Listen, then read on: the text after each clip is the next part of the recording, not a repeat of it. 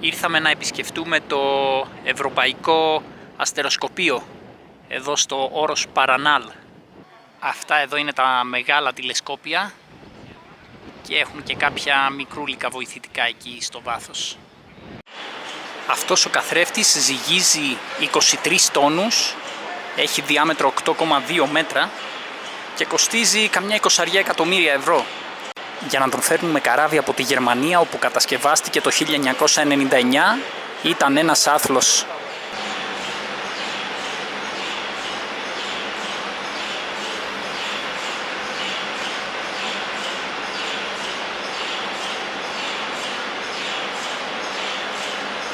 Εκεί στον απέναντι λόφο χτίζουν τώρα ένα ELT, Extremely Large Telescope.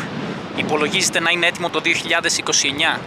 Εδώ μπορείτε να δείτε γιατί το αστεροσκοπείο έγινε σε αυτό το απομακρυσμένο σημείο. Λόγω του ρεύματος Humboldt που έρχεται από την Ανταρκτική, το νερό είναι παγωμένο και βλέπετε εκεί κάτω έχει σύννεφα. Υπάρχει μια αναστροφή όπως λέμε, οπότε η υγρασία του ωκεανού παγιδεύεται κάτω από τα 1100 μέτρα υψόμετρο. Έτσι εδώ είμαστε τώρα στα 2600, δεν περνάει αυτή η υγρασία. Γι' αυτό η έρημος Ατακάμα είναι η ξηρότερη στον πλανήτη. Από την άλλη πλευρά μάλιστα προστατεύεται από τις Άντις, οι οποίες δεν αφήνουν την υγρασία να έρθει από την πλευρά του Ατλαντικού. Κάτω από αυτόν το θόλο έχουν χτίσει στη πλαγιά του βουνού αυτό το τετραόροφο κτίριο, όπου μένουν οι αστρονόμοι και άλλοι εργαζόμενοι στο αστεροσκοπείο. Έχουν γυμναστήριο, πισίνα, εστιατόριο φυσικά. Εδώ βέβαια στο ξηρότερο μέρος του πλανήτη νερό δεν υπάρχει, οπότε τους το φέρνουν με φορτηγά. Έρχονται 3 φορτηγά κάθε μέρα και το καθένα μεταφέρει 30 τόνους νερού. Οπότε 90 τόνους νερού κουβαλάν με φορτηγά καθημερινά. Εδώ στη μέση της ερήμου Ατακάμα υπάρχει το λεγόμενο χέρι της ερήμου. Ολοκληρώθηκε το 1992 και είναι ένα γλυπτό που συμβολίζει τα ανθρώπινα δικαιώματα που καταπατήθηκαν σφοδρά κατά τη δικτατορία του Πινοσέτ.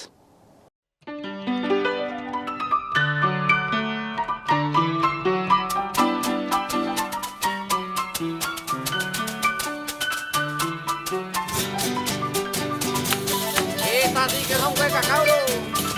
No como en el estudio al lado.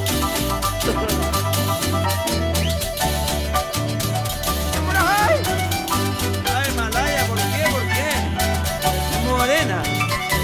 My lion, my lion.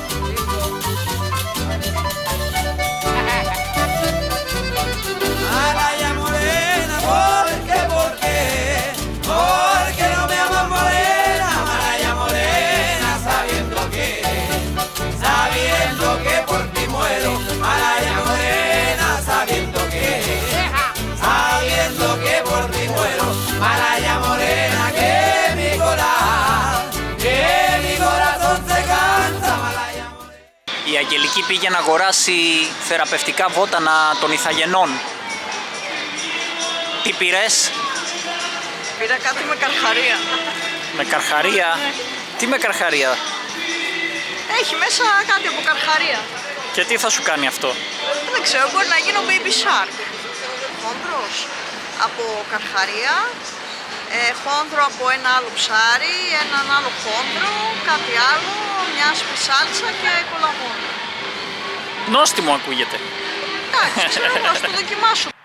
Σε αυτό το σημείο της Αντοφαγκάστα το 1892 είχε κατασκευαστεί το χυτήριο Ουαντσάκα στο οποίο επεξεργάζονταν τα ορυκτά της πλούσιας αυτής περιοχής και κυρίως τον άργυρο. Η εταιρεία ήταν βολιβιανή και απασχολούσε μέχρι και 1.000 άτομα κάποια περίοδο, όταν ο πληθυσμός της Αντοφαγκάστα ήταν μόλις 10.000. Το εργοστάσιο όμως λειτουργήσε μόλις 10 χρόνια και ύστερα εγκαταλείφθηκε. Εδώ βρίσκονταν οι εγκαταστάσεις του σιδηροδρομικού σταθμού που συνέδε την Αντοφαγκάστα με τη Λαπάς στη Βολιβία.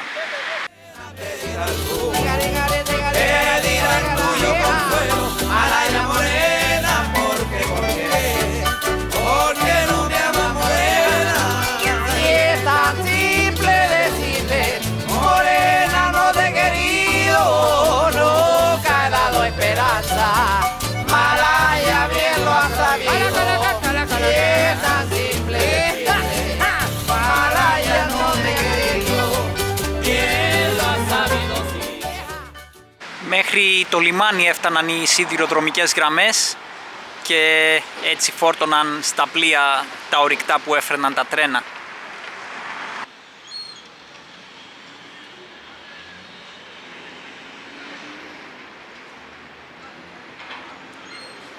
Εδώ περιέργως ψαρεύουν ανάμεσα στα σανίδια της σκάλας.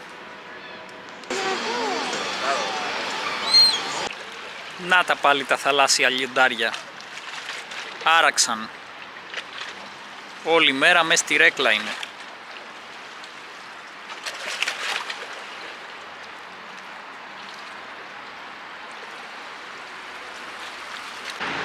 Ακόμα και στο πεζοδρόμιο έχει θαλάσσια λιοντάρια.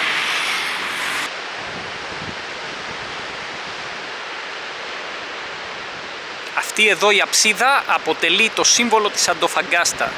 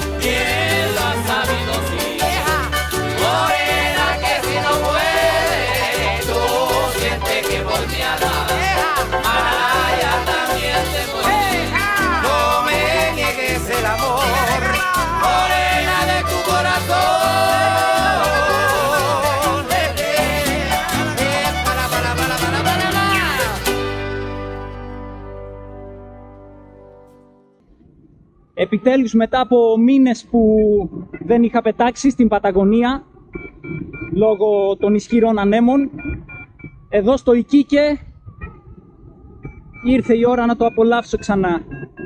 Είναι υπέροχο μέρος για παραπέντε. Βλέπετε, είμαστε στα όρια της ερήμου και δίπλα στον Ειρηνικό ωκεανό. Εδώ έχει αμόλοφους και από κάτω απλώνεται η πόλη.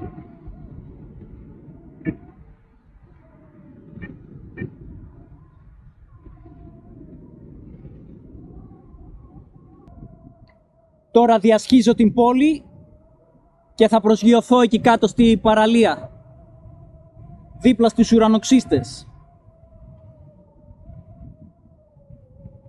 Έχω την πιο πανοραμική θέα πάντως, έτσι.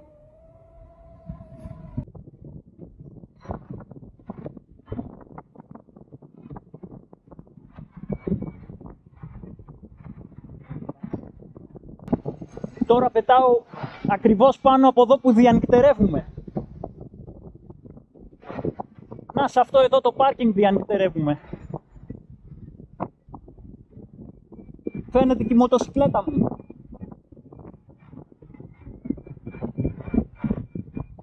Να, και ο Κακτάκης εκεί κάτω, φαίνεται.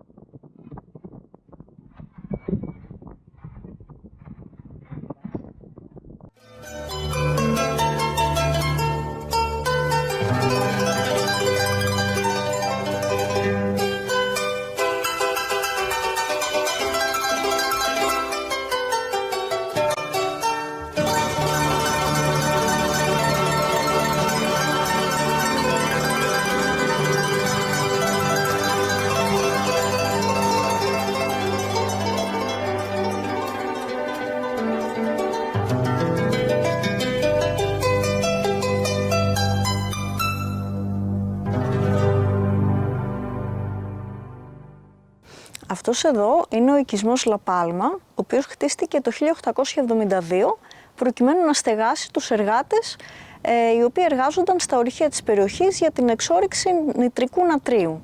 Το νητρικό νάτριο ήταν πάρα πολύ σημαντικό την εποχή εκείνη γιατί χρησιμοποιούταν για τα λιπάσματα καθώς και για εκρηκτικές ύλες και έτσι έκανε χρυσές δουλειές. Το 1872 αυτή η περιοχή ανήκε στο Περού, αλλά αργότερα με το πόλεμο του Ειρηνικού πέρασε στην κυριαρχία της Χιλής.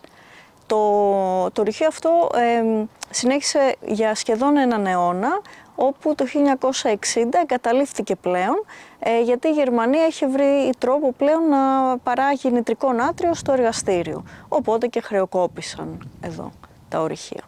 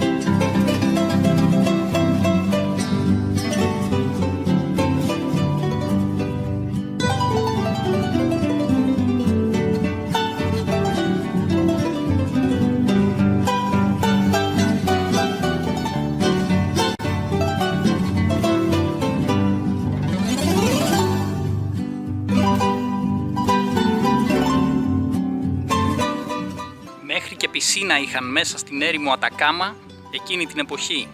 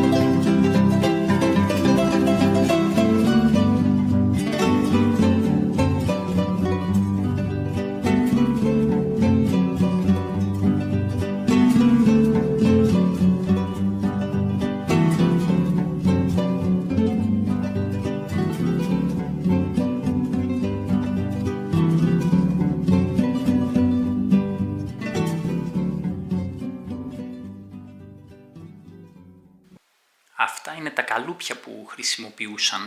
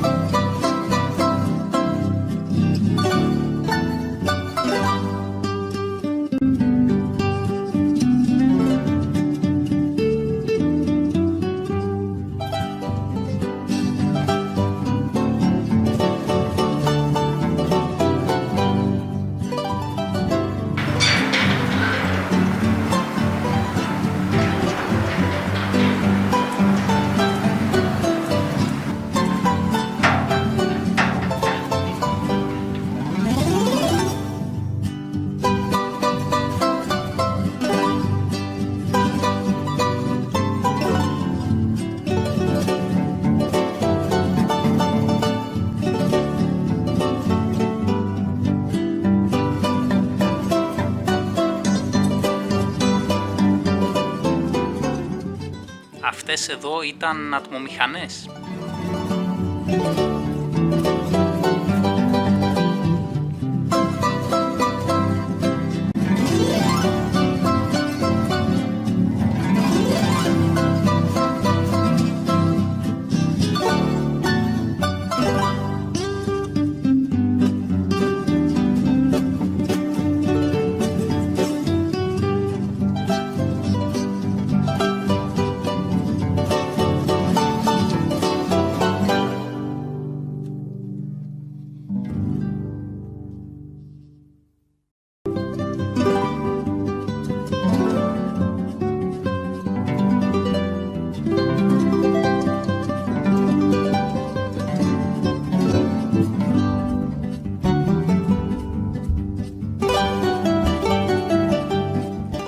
Εδώ μέχρι και γήπεδο τένις είχαν για τα μεγαλοστελέχη και μάλιστα φωτιζόμενο για να μπορούν να παίζουν και το βράδυ άμα θέλουν.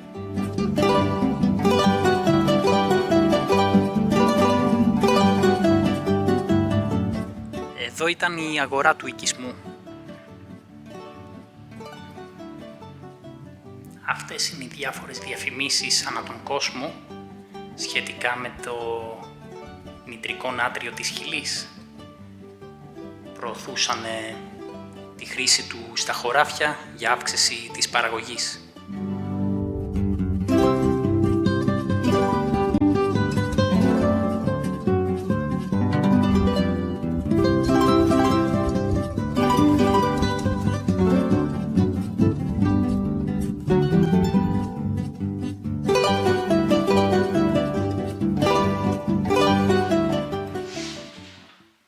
Μην φανταστείτε βέβαια ότι εδώ ήταν όλα ρόδινα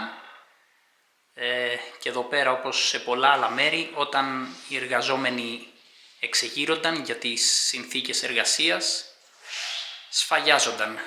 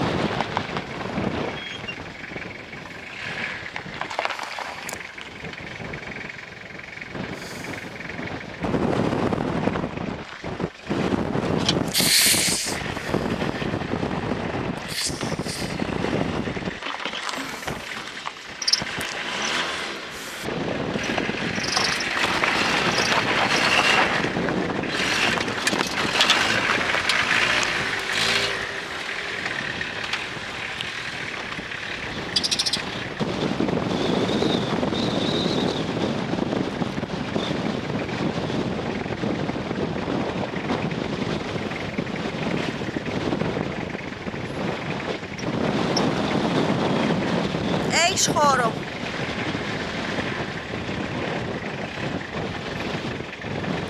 Τώρα ισοριακά.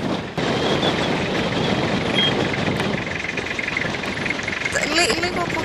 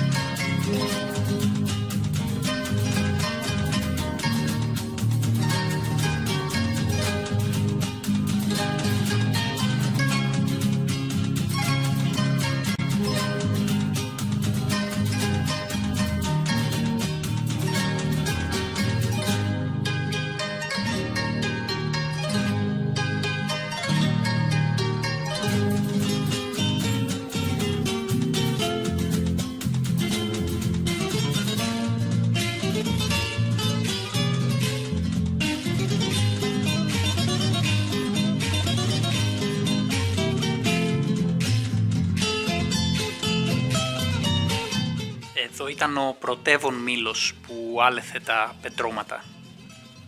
Από εκεί πάνω έριχναν τα πετρώματα και έβγαιναν σκόνη.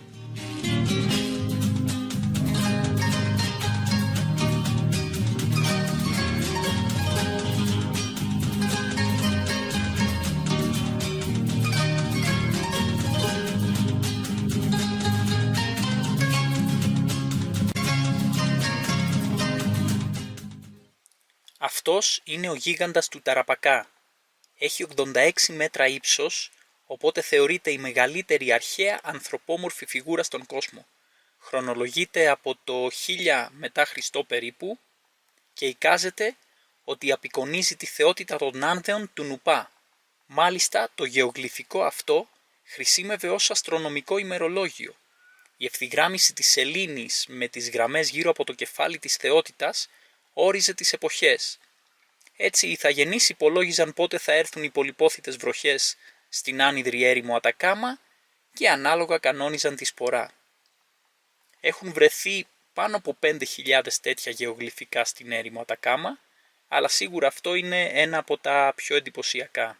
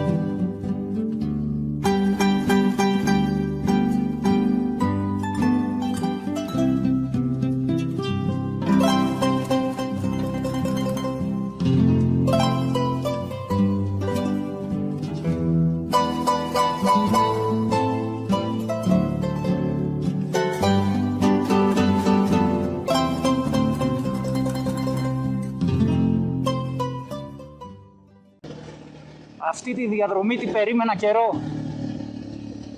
Έχουμε ανέβει στο αλτιπλάνο που λένε, δηλαδή τα υψίπεδα των Άνδεων. Τώρα βρίσκομαι στα 4.100 μέτρα υψόμετρο και θα εξερευνήσω εδώ την περιοχή του Εθνικού Πάρκου Ισλούγκα και παρακάτω είναι το Εθνικό Πάρκο Λάουκα. Έχει έτσι πολύ απομονωμένες περιοχές. Θα κάνουμε περίπου ένα πενθήμερο σε τέτοιες διαδρομές.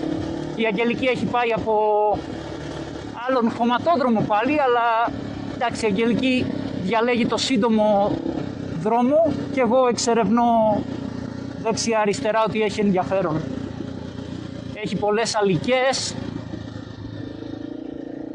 Βικούνιας, τα ξαδερφάκια των Λάμα.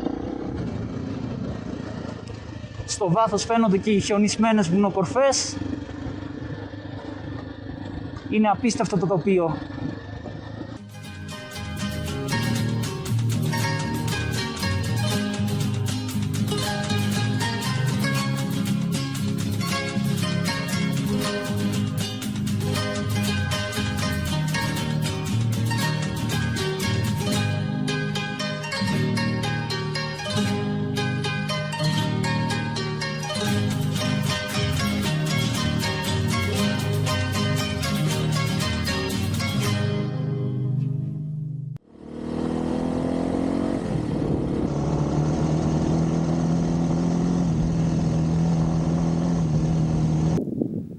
Αυτό είναι το Ισλούγκα, ένα από τα πολλά χωριά της περιοχής που έχουν ερημώσει όπως βλέπετε,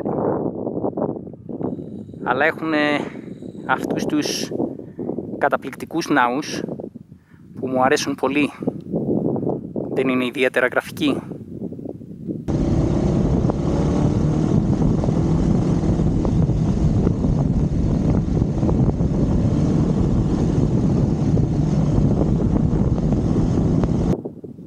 Πω, τα τοπία εδώ είναι απίστευτα, σαν ζωγραφιά.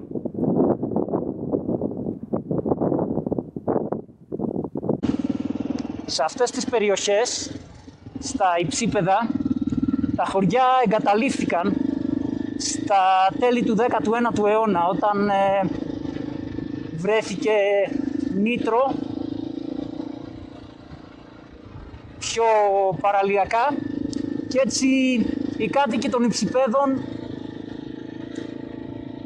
μετανάστευσαν σε πόλεις όπως η Αντοφαγκάστα, το Ικίκε, η Πισάγουα, όπου τα ορυχεία τότε άκμαζαν, και αυτά εδώ τα χωριά πάνω στα υψίπεδα παράκμαζαν. Τώρα αυτά τα χωριά τα λένε τελετουργικά χωριά, γιατί όσοι κατάγονται από εδώ έρχονται μόνο μερικές φορές το χρόνο για κάποιες γιορτές και συγκεκριμένες τελετές που γίνονται εθιμοτυπικά μέσα στη χρονιά. Και κατά τα άλλα, πολλοί έχουν αφήσει τα ζώα τους, τα λάμα κυρίως, σε βοσκούς από τη Βολιβία, οι οποίοι είναι οι μοναδικοί πια που ζουν σε αυτές τις απομακρυσμένες περιοχές.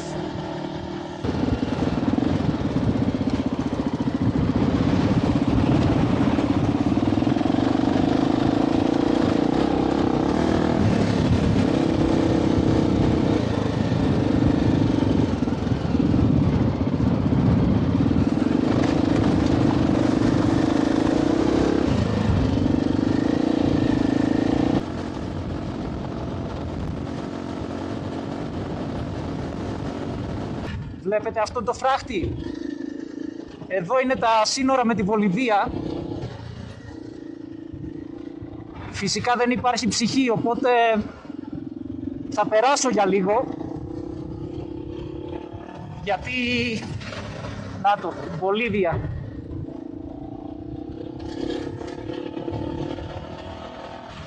Αλλιώς είναι μεγάλος κύκλος για να πάω εκεί που θέλω, στις αλικές, οπότε εντάξει, μπαίνω για λίγο στη Βολιβία και θα ξαναβγώ.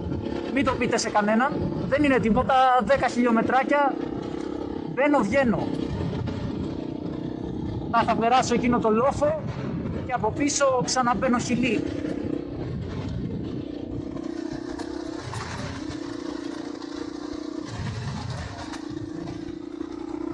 Εδώ έτσι όπως το βλέπω πρέπει να έχουν κολλήσει πολύ την βροχερή περίοδο. Τώρα όμως είναι τέλεια. Είμαι στα 4.500 μέτρα υψόμετρο οπότε ακούτε ο κινητήρας δεν δουλεύει τέλεια, αλλά τραβάει, οπότε όλα καλά. Ευτυχώς δεν είναι ιδιαίτερα απότομες οι κλήσεις. Τώρα από ό,τι βλέπω στο GPS κάπου εδώ ξαναμπαίνω στη Χιλή. Εντάξει, ξαναμπήκα στη Χιλή, αφού δεν με μάγκωσε κανείς, όλα καλά. Πω, να το, τώρα φαίνεται κάτω η Αλική. Εκεί έχουμε ραντεβού με την Αγγελική. Πω, το τοπίο είναι εξωπραγματικό. Έχει εντωμεταξύ και θερμά λουτρά, γι' αυτό βλέπετε ατμούς. Πω, λες και είμαι σε άλλον πλανήτη. Φανταστική διαδρομή σήμερα, πολύ την απολαμβάνω. Πονάτες και οι θερμές πηγές. Εδώ είναι που θέλουμε να κατασκηνώσουμε. Έφτασα πρώτος, αλλά θα έρθει και η Αγγελική, εδώ έχουμε ραντεβού. Κοιτάξτε το τοπίο. Δείτε νερά. Νομίζω ότι βρήκα το παράδεισο. Η Αγγελική που λατρεύει και τα θερμά λουτρά θα ξετρελαθεί έτσι και το δει αυτό. Και είναι όχι απλά φυσικά λουτρά, έτσι όπως μου αρέσουν και εμένα, αλλά είναι και στη μέση του πουθενά, δεν υπάρχει ψυχή εδώ. Όλος αυτός ο παράδεισος για τους δυο μας. Απίστευτο.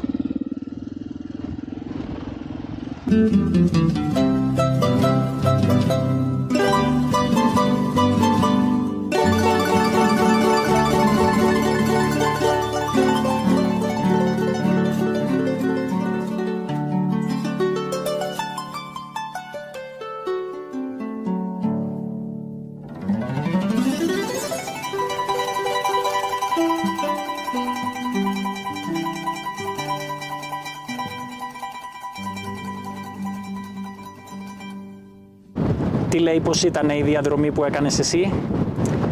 Εντάξει, για 106 χιλιόμετρα έκανα 5 ώρες περίπου, οπότε κάντε υπολογισμό.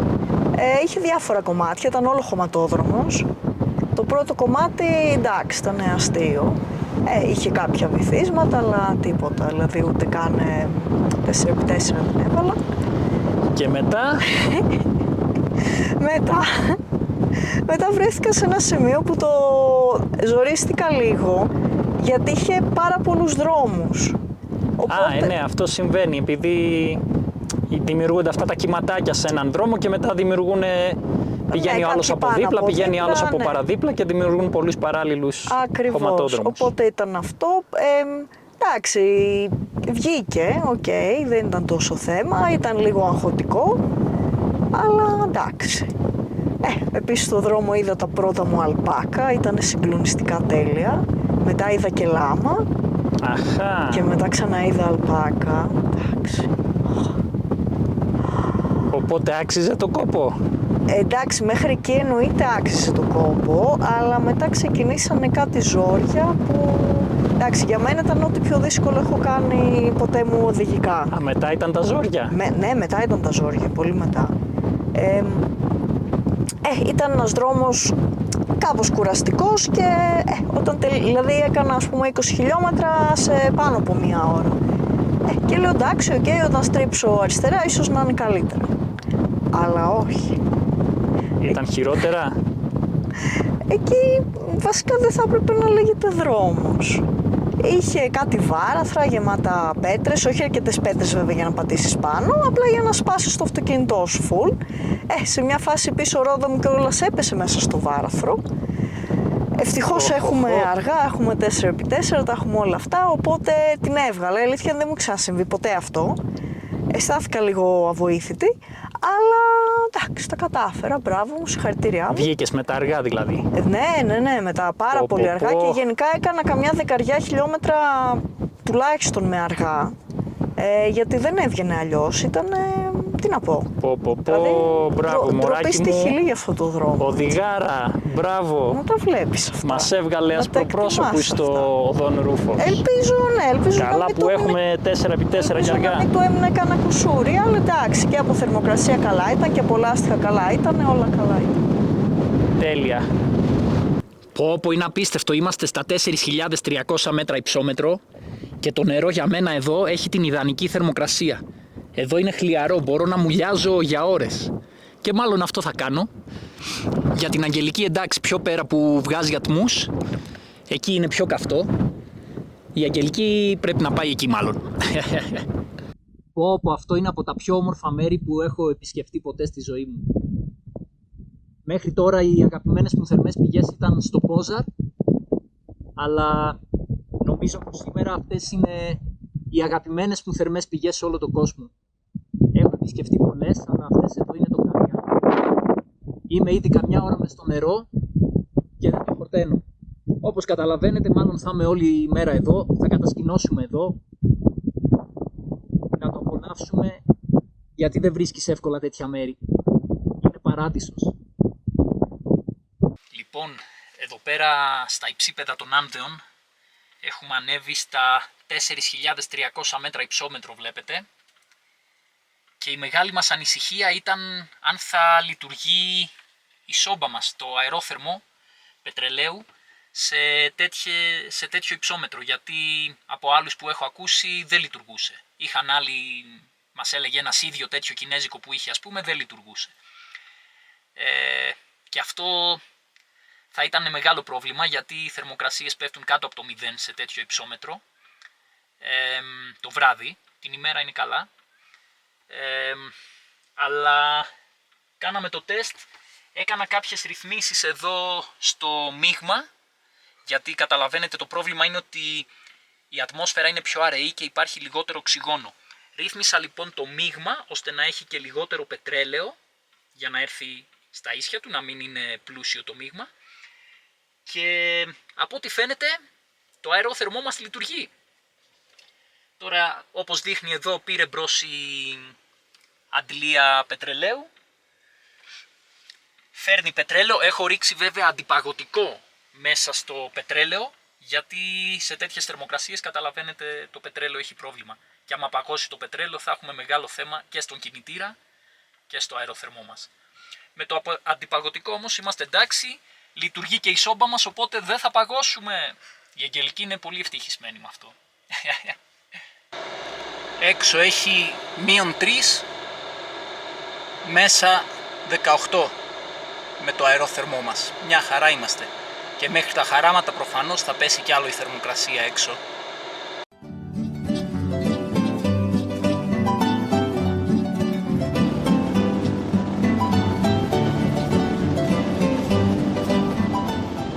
Σήμερα κάνω τον κύκλο της Salar de Surire, των τεράστιων αυτών αλικών.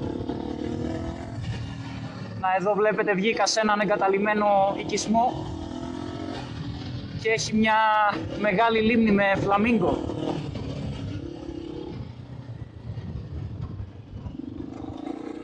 Για να δούμε.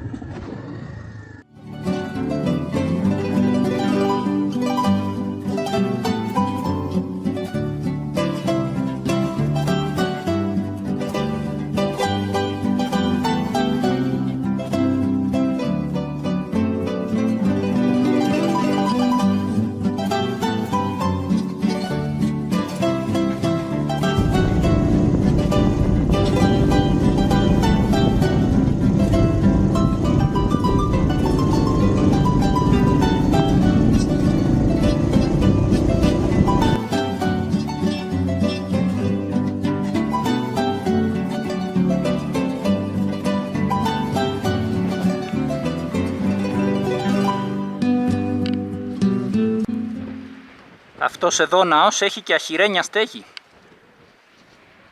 Δεν είναι ιδιαίτερα όμορφος? Βγήκαμε στον κεντρικό χωματόδρομο, συνάντησα και την Αγγελική εδώ πίσω και δείτε εδώ που οδηγάμε. Είμαστε ακόμα στα 4.300 μέτρα υψόμετρο Και έχουμε μπροστά μας αυτό το ηφαίστειο που είναι φανταστικό.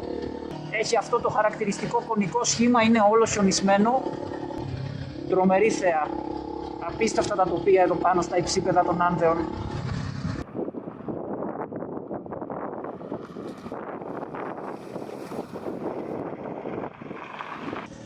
Όπου κοιτάξτε σε τι τοπίο οδηγάμε.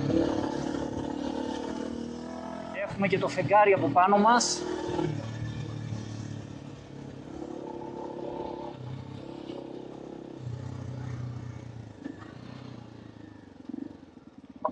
Όπα, εδώ έχει ριάκι.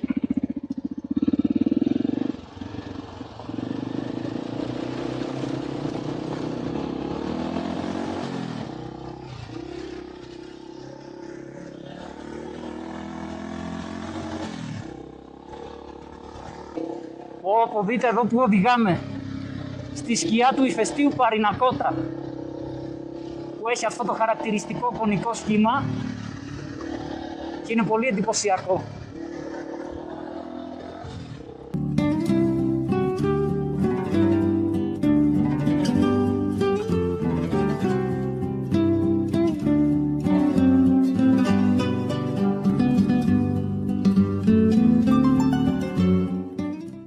Αυτό είναι το ηφαίστειο Παρινακότα, μπροστά στη λίμνη Τσουγκαρά. Στα 4.500 μέτρα είναι η λίμνη. Το ηφαίστειο φτάνει στα 6.380. Δεν είναι εντυπωσιακό?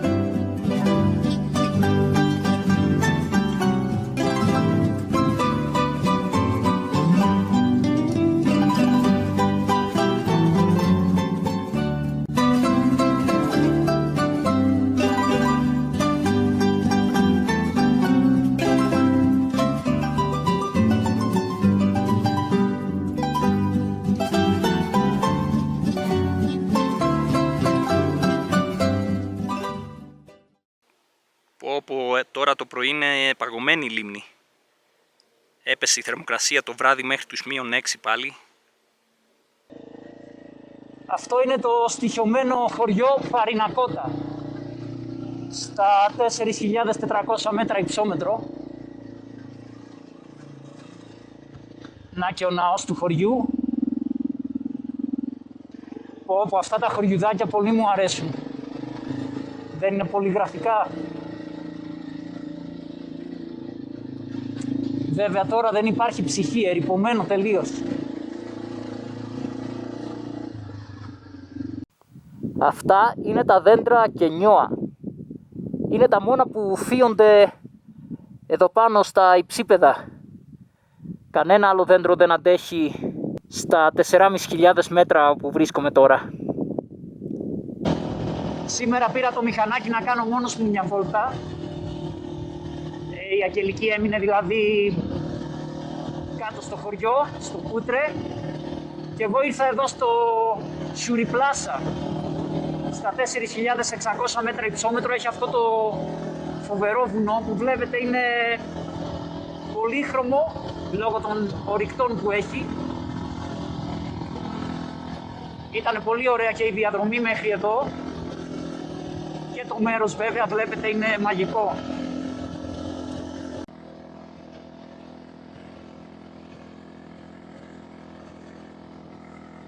Όπου πολύ μ' αρέσει να τρέχω σε αυτές τις αχανείς εκτάσεις. Κοιτάξτε εδώ το τοπίο που βρίσκομαι.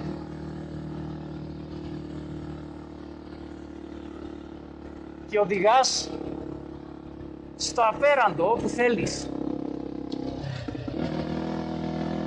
Γι' αυτό λατρεύω το enduro. Κοιτάξτε σε τι μέρη μου επιτρέπει να φτάσω. Κάτω από αυτές τις αλόκοτες βουνοκορφές των Άνδεων.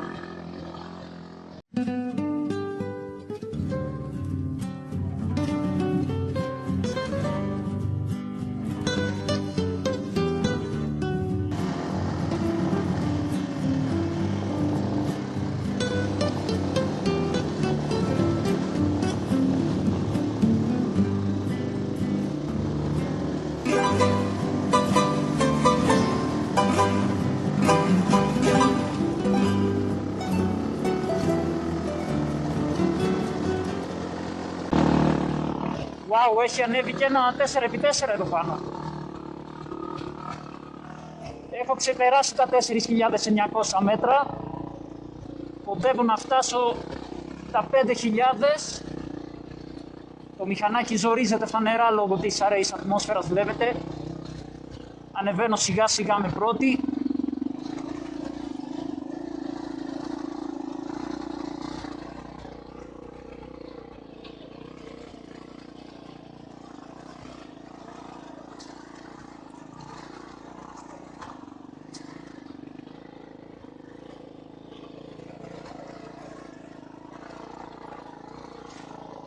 Να το, έφτασα τα 5.000 μέτρα.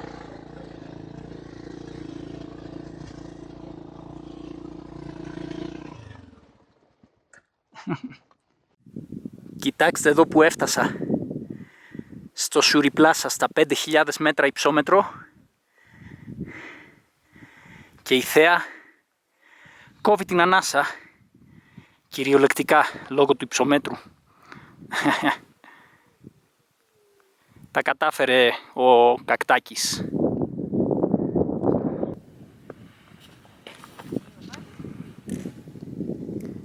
5.006 μέτρα λέει το GPS.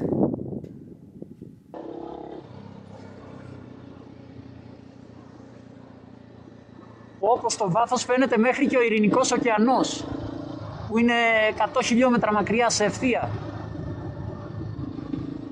Αλλά από εδώ ψηλά όλα φαίνονται. Κάπου εδώ ο Κακτάκης σπάει το προσωπικό του ρεκόρ προς το παρόν στην Αμερικανική Ήπειρο, αφού έφτασε στα 5.250 μέτρα υψόμετρο. Εντάξει, εγώ είχα φτάσει και πολύ ψηλότερα στα Ιμαλάια, αλλά εκείνο ήταν άλλο εξαράκι, δεν ήταν ο Κακτάκης.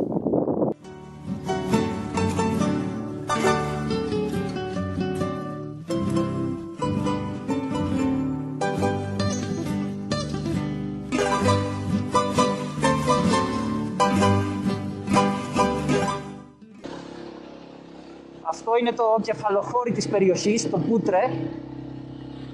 Είναι έτσι χαρακτηριστικό χωριό των ηθαγενών αυτής της περιοχής που λέγονται Αϊμάρα. Όπως και όλα τα άλλα τα χωριά εδώ γύρω βέβαια. Αλλά αυτό είναι μακράν το μεγαλύτερο, είναι κεφαλοχώρι. Το Πουκαρά ντε Κοπακουίγια ήταν ένα φρούριο που χρονολογείται από τον 12ο αιώνα και είχε σκοπό να προστατεύει την κοιλάδα εδώ κάτω, που τότε φιλοξενούσε 500 ψυχές. Αυτή είναι η κοιλάδα Γιούτα, πραγματική κοιλάδα, πράσινο στη μέση της ερήμου, όαση.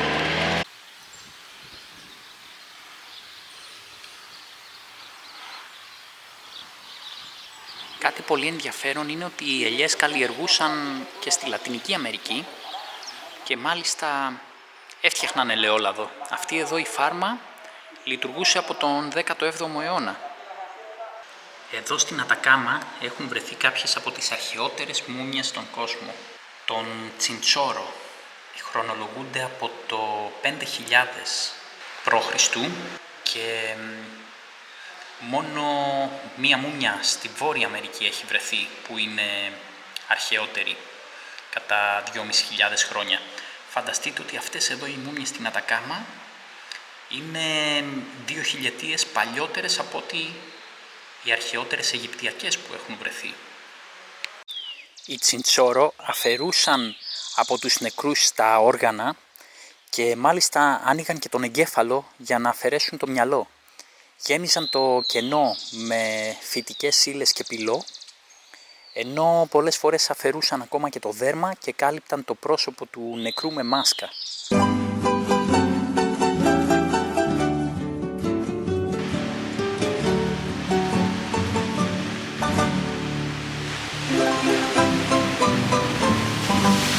Η Αρίκα είναι η βορειότερη πόλη της Χιλής.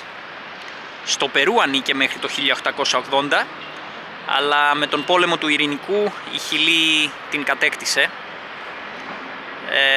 και αποτελεί σημαντικό λιμάνι, το οποίο χρησιμοποιεί και η Βολιβία τώρα, αφού με αυτόν τον πόλεμο η Χιλή έκοψε την πρόσβαση της Βολιβίας στον Ειρηνικό ωκεανό που μέχρι τότε είχε.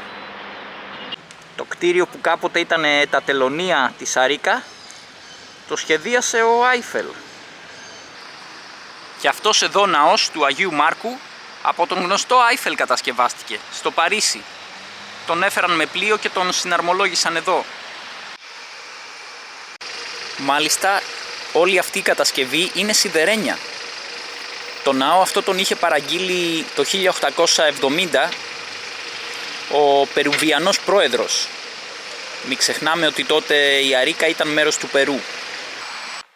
Εδώ ακριβώς έχουν βρεθεί οι μούμιες και είναι πολύ ευαίσθητες, οπότε τις άφησαν ακριβώς στο μέρος όπου βρέθηκαν. Είναι πολύ περίεργο να μπορούμε να περπατάμε από πάνω τους. Μάλιστα έχουν βρεθεί με ακτινογραφίες και άλλες μούμιες κάτω από αυτές. Αλλά επειδή δεν μπορούν να μετακινήσουν αυτές, τις άλλες τις έχουν αφήσει θαμμένες. Βλέπετε μέχρι και τα μαλλιά τους έχουν κάποιες μούμιες. Εδώ φαίνονται τα γεωγλυφικά των Λάμα που είχαν σχηματίσει οι Ιθαγενείς στην πλαγιά. Λέγεται ότι ήταν κάτι σαν πινακίδα για να βλέπουν οι άνθρωποι που κατεβαίνουν από τις Άνδεις προς την θάλασσα με τα καραβάνια των Λάμα.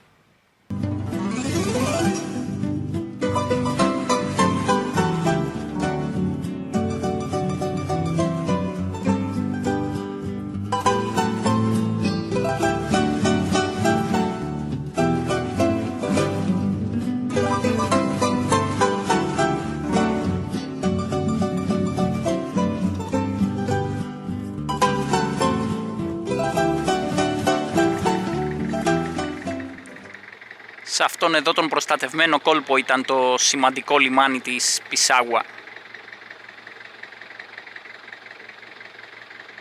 Στο τέλος του 19ου αιώνα και τις αρχές του 20ου αιώνα η Πισάγουα έζησε μεγάλες δόξες, αφού ήταν ένα από τα σημαντικότερα λιμάνια από που εξαγόταν το νήτρο, το σημαντικότερο προϊόν της Χιλής τότε.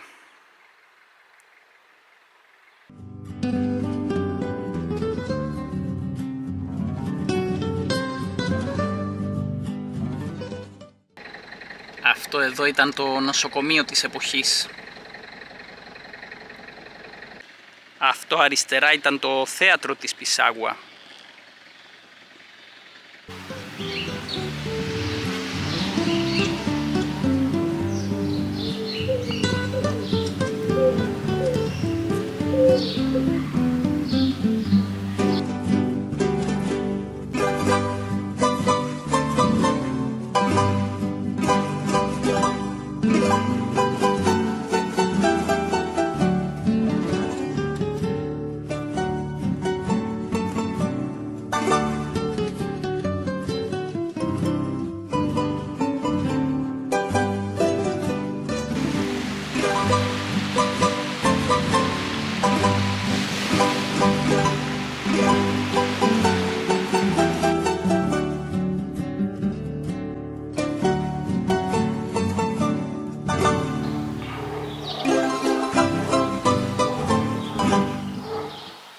Ο επόμενος ρόλος της Πισάγουα ήταν μετά το 1973 κατά τη δικτατορία του Πινοσέτ, όταν χρησιμοποιήθηκε ως στρατόπεδο συγκέντρωσης για τους αντιφρονούντες. Εδώ έθαβε ο Πινοσέτ τα θύματά του, τους πολιτικούς αντιφρονούντες που βασάνιζε και εκτελούσε. Βέβαια στα κρυφά, τότε δεν υπήρχαν σταυροί και τιμές.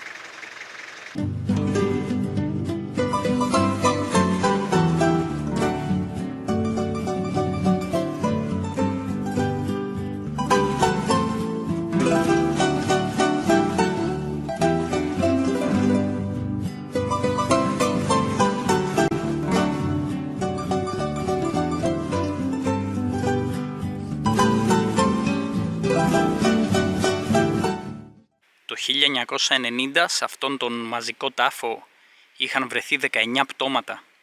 πολιτικών αντιφρονούντων που είχαν βασανιστεί και εκτελεστεί από τη δικτατορία του Πινοσέτ.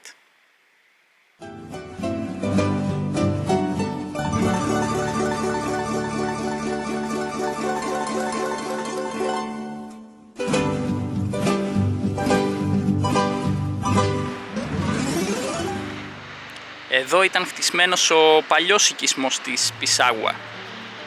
Τώρα έχουν μείνει μόνο κάποια ερείπια.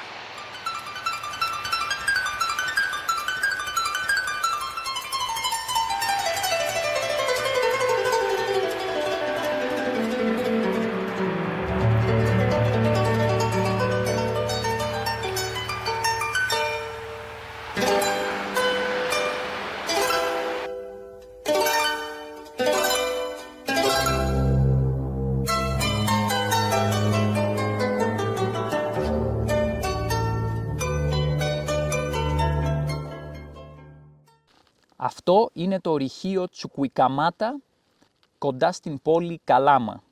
Πρόκειται για ένα από τα μεγαλύτερα ορυχεία χαλκού επιφανειακής εκμετάλλευσης στον κόσμο. Μάλιστα, μέχρι πρόσφατα ήταν το πιο παραγωγικό ορυχείο χαλκού στον κόσμο. Τώρα κάποια άλλα ορυχεία της Χιλής παράγουν μεγαλύτερες ποσότητες χαλκού, ωστόσο η Χιλή παραμένει μακράν η πιο παραγωγική χώρα σε χαλκό παγκοσμίως.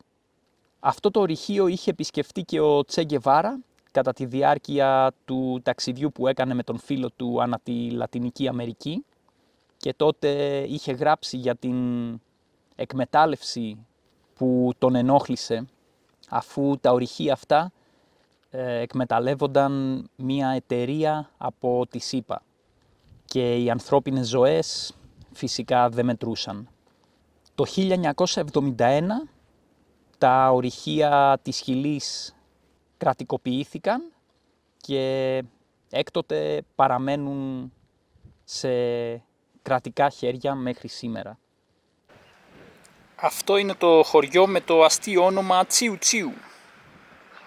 Είναι όμως αρκετά γραφικό, έτσι. Όμορφο. Μες στην έρημο Ατακάμα.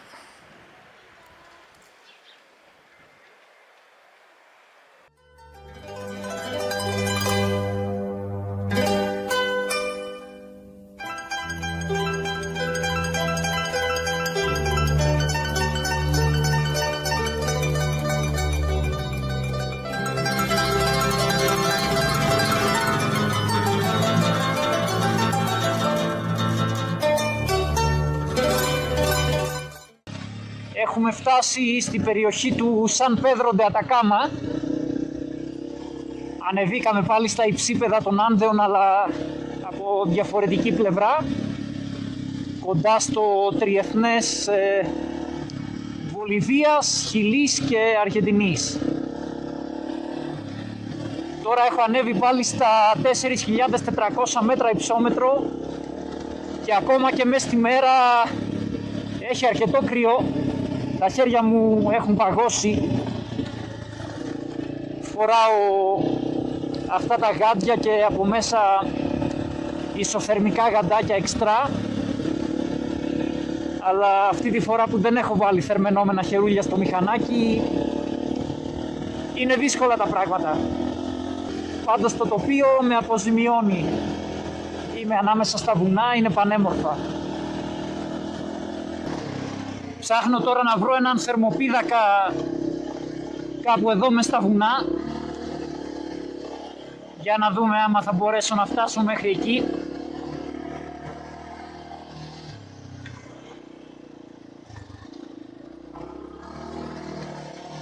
Εδώ πέρα μόνο το μηχανάκι περνάει.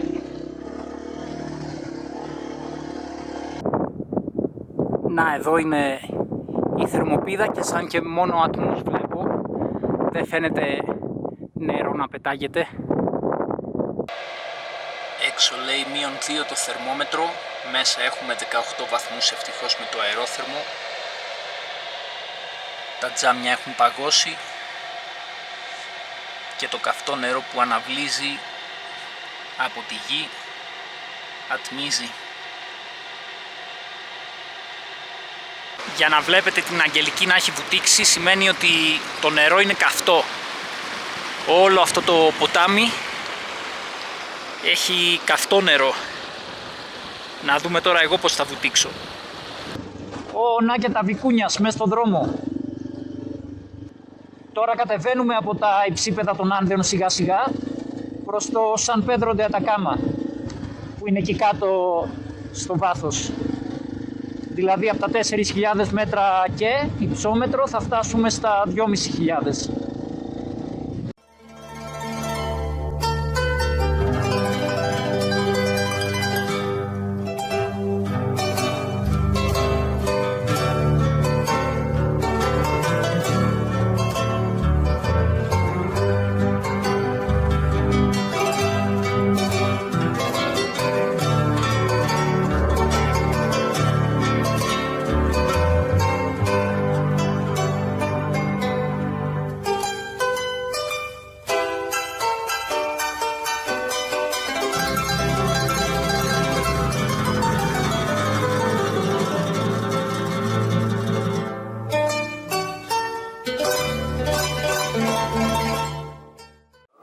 Αυτό είναι το Σαν Πέντρο ντε Ατακάμα. Μια κομμόπολη στη μέση της ερήμου Ατακάμα.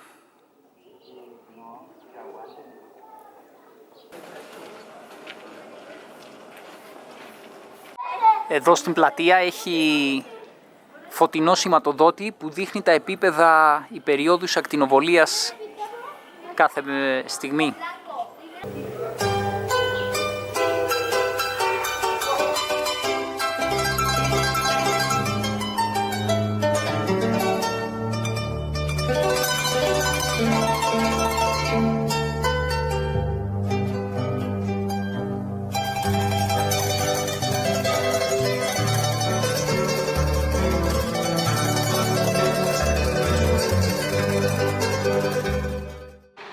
Ξέρετε τι είναι αυτό το παγωτό? Είναι φτιαγμένο από φύλλα κόκας. Εδώ τα φύλλα κόκας τα χρησιμοποιούν πολύ τα μασουλάν και τα αφήνουν έτσι στο μάγουλό τους, γιατί τους βοηθάει πολύ στο υψόμετρο. Τους δίνει έτσι δύναμη, αντοχές. Η γεύση του θυμίζει λίγο κάποια τσάγια, κάποια έτσι φυτά βότανα που έχουμε και στην Ελλάδα. Τέτοια γεύση έχει, δεν έχει καμία σχέση με το ναρκωτικό, έτσι. Ναι μεν η κοκαίνη φτιάχνεται από φύλλα κόκας, αλλά την επεξεργάζονται χημικά. Αυτά τα φύλλα δεν έχουν καμία επίδραση παρόμοια με τα ναρκωτικά. Είναι κάτι φυσικό.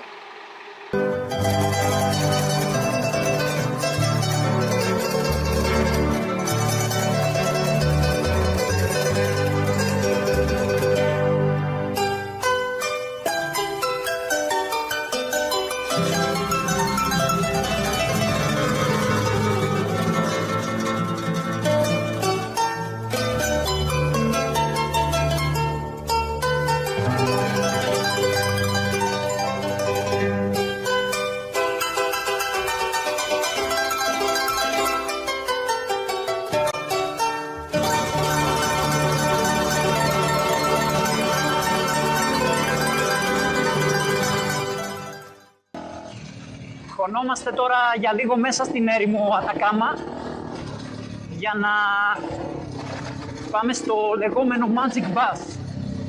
Καλά, έτσι το έχουν βαφτίσει, απλά είναι ένα εγκαταλειμμένο λεωφορείο στη μέση της ερήμου.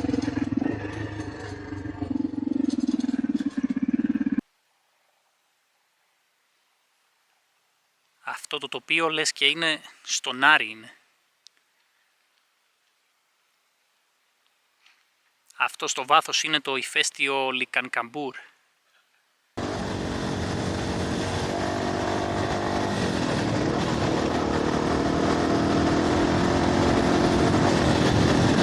Πω, εξωπραγματικό το τοπίο, λες και είμαι σε άλλον πλανήτη.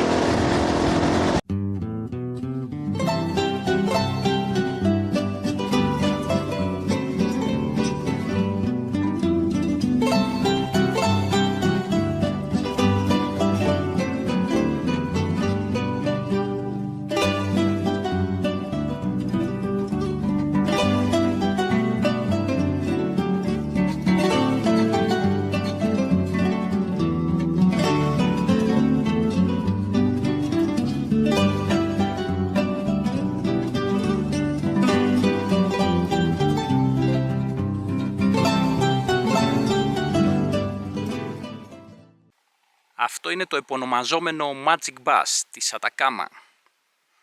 Είναι ένα λεωφορείο του 1961 που μετέφερε εργάτες στις αλικές της περιοχής, αλλά κάποια στιγμή χάλασε και το παράτησαν στη μέση της ερήμου.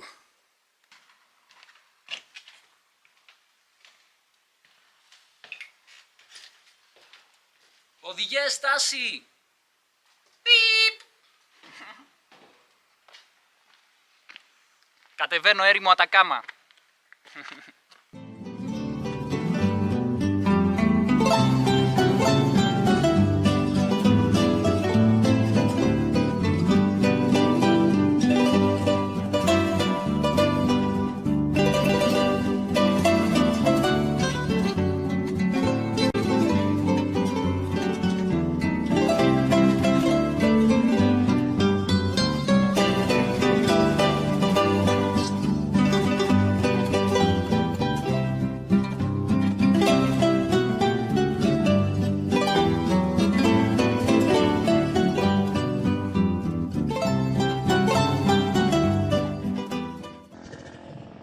Έχουμε ανέβει στα 4.850 μέτρα υψόμετρο στον δρόμο προς την Αργεντινή, προς τα σύνορα, και βλέπετε εδώ έχει μείνει χιόνι δεξιά και αριστερά του δρόμου.